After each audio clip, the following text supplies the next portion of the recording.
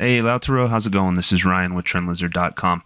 I've got your email. I'm going to take a look at a few different things for you. It looks like we're going to take a look at an ETF, two ETFs, and a currency. Ones that we have looked at before. We're going to start with the US dollar to Chilean Peso, then look at the Ark Innovation ETF, ARKK, and then end with the Chile ETF, ECH. So let's take a look. We've looked at these before, but I'm going to largely start from the beginning anyway. We're going to start with the US dollar to Chilean Peso. It was a tough one. All of these had their own tricks, but I give you my best effort here at trying to label and make sense of them. Now, this is that chart of the US dollar to Chilean Peso, incepted back in 1997. Had a very nice gain, gave most of it back, and since 2008 has been in this steady but fairly choppy up move, lasting about 14 years to the upside, a move that is difficult to label, and here's why. If we take a look at where overlap has occurred and at different points, the move retracing more than 61.8%, bottom line is it's made it very difficult to label. I think one thing that I concluded last time is because of this deep retracement that happened in 2008, back down to in 2011, we have to conclude that whatever pullback this was ended here, not here. So if we do that, we come up with this labeling here where we basically have an ABC. So this is our starting point from 2011 on and trying to figure that out. Now, to say that there's only one way to label this obviously would not be the truth, but what does appear to be the case is that it looks bullish. No matter how we slice it here, we get some upside action here, a nice trendy move, and then a very clear three-wave pullback into the 2018 low, another five-wave move, and then a sharp pullback that retraced 61.8%. And now we're in another sharp up move. So I think what we're seeing, whether it's easy to label overall or not, is that every up leg is giving us trendy five-wave price moves, and pullbacks are proving to be counter-trend moves. So I think in that respect, you have to be bullish. From this perspective, with the labeling that I came up with here, basically a series of first and second waves to the upside, the important level that is created is 850. Don't want to see the peso move below that level, or this labeling is damaged, and then we would have to think some type of larger pullback is at hand. So 850 is the level, the line in the sand that I'm drawing on this guy. As long as it's above there, I would expect higher prices. Let's go ahead and zoom in. This takes a closer look at the details of that first up leg, wave 1, wave 2, and then also the five-wave nature of this first wave here, and then a second wave, and it gives greater detail in the advance off of that 2021 low, and I think this is a bullish thing. If we see that we're getting trendy five-wave moves to the upside, we have this breakout to a new high, something that's turned really sharp just recently, and we see an up move here that looks incomplete. It should be a five-wave move just like everything else has been to the upside. As long as it stays above 850, I think we'd have to expect another five-wave move to form from here. Zoom in one more time, and it just shows that greater detail. First, second wave, and then in 2022 looks like another first and second wave. So we have a lot of unrolling first and second waves here, which projects to much higher prices. If we get into this time frame here, it looks like we can use a little bit closer price level at 875. A move below there starts creating damage, at least with this 2022 up leg. So that would be the level if you want to be a little bit more aggressive to stay bullish. But again, if we step out, it looks like a bullish move that is incomplete to the upside. Higher prices have to be expected as long as it's trading above 850, and on the short-term time frame, 875 looks like a more approximate level that you can use. So there's that guy. Let us move on to Ark Innovation ETF. So we've taken a look at this guy before. It was incepted back in 2014, had a bit of a chop at the start, and then really kicked it into gear starting in 2016, gave us a nice trendy up leg, a very clear ABC pullback, and then a massive up leg off of the 2020 low before it came back to earth very quickly. Now, I think what we can determine based on the size of this pullback here is that we're not seeing the entirety of this five-wave move to the upside. I think we saw most of wave 2, didn't see wave 1, but then we have wave 3, wave 4, and wave 5. The reason I think that is the depth of this pullback that we're seeing here. If this pullback was just correcting what we're seeing to the upside here, it should have stopped somewhere around 68, 67. That would have been a 61.8% retracement. It obviously didn't. It continued substantially lower than there. So whatever this is, it's a larger degree move that is correcting more than what we're seeing to the upside. Anyway, it's a larger degree move. So there, It's pretty hard without being able to see the entirety of that 5-wave advance to determine exactly where the support areas would be. It leaves us more on an island looking at this pullback, having to determine when this guy has ended and when it's going to turn higher on this time frame. This level is very far away, requires a very large move, but 90 is the key price level where a move above 90 leaves you with this ABC pullback. That would be a bullish thing. ABC moves would be a counter trend move, so therefore that would be a bullish thing to happen. Obviously, that takes a lot of work to get there. Hopefully we can do better than that. So let's go ahead and zoom in and take a closer look at the pullback. This looks at the pullback, and the thing that's a real kicker about this is that first pullback off of the 2021 low sure looks like an ABC down move. Pretty clear. That sets the stage right off the bat to make us think that this is a counter trend move. Obviously, it has extended substantially more since then. But then you have an ABC up for wave B, and then a 5-wave decline that looks like it could have completed at May's low. Pretty clear looking 5-wave decline here.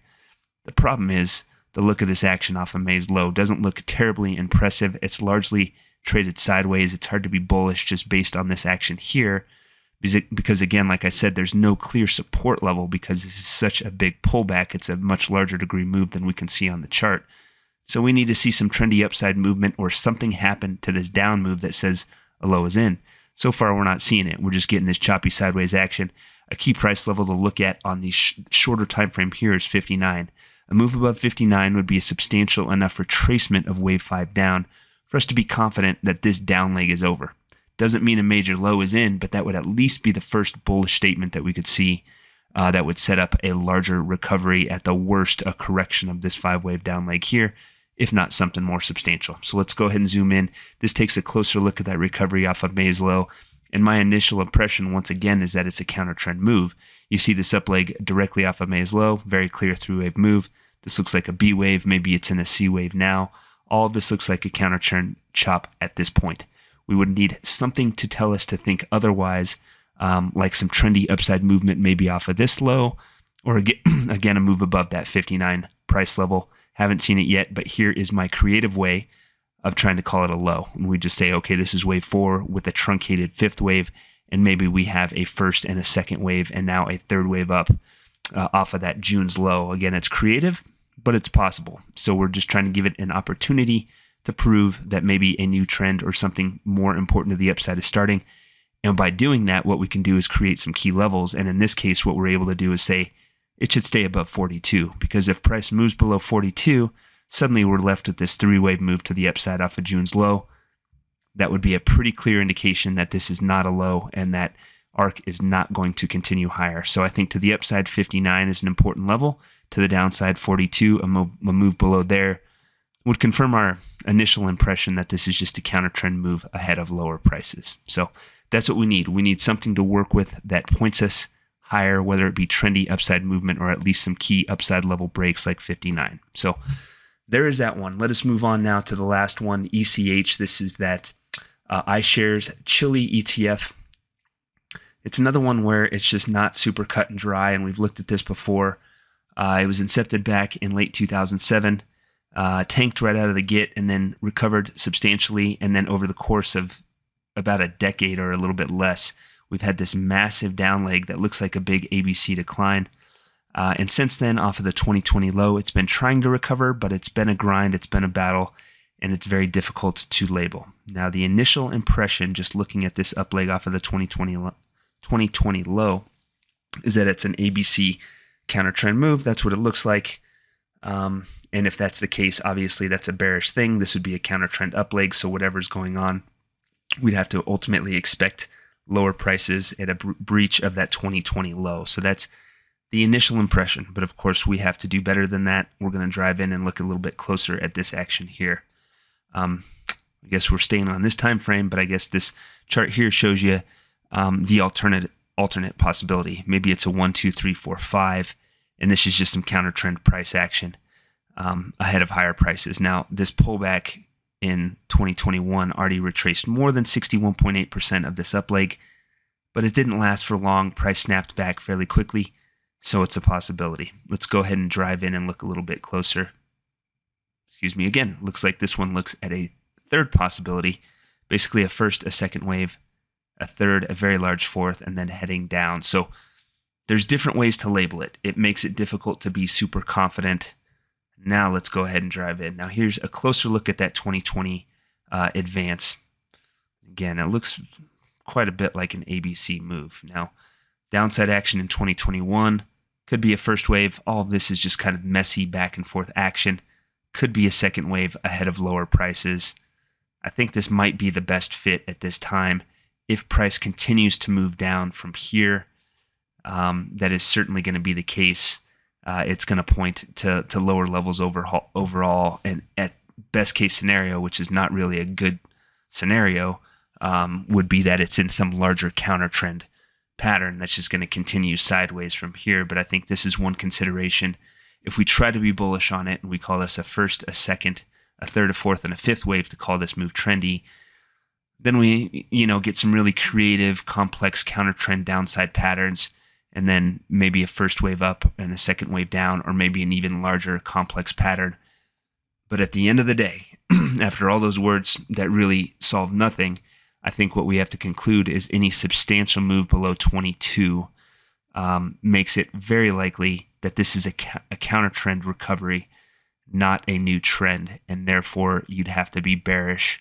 It's hard to be more specific than that because, again, it could head down. It could just be a larger sideways chop, whatever the case may be, but a move below 22, I think, has to be of concern. If it's instead able to turn higher and start working its way above 29, then we have something to work with. In the meantime, it's a tough sell. I don't think it's a great opportunity, no matter how you slice it. But I'm sure you have a stake in this guy, so that's why you're interested in it. But I think as is, it's a tough one.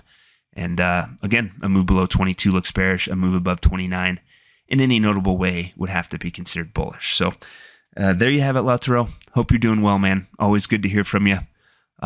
Take care. This is Ryan from TrendLizard.com. Anybody who has not yet done so, please come visit us at TrendLizard.com. We do this stuff every day, and it works. Have a great night.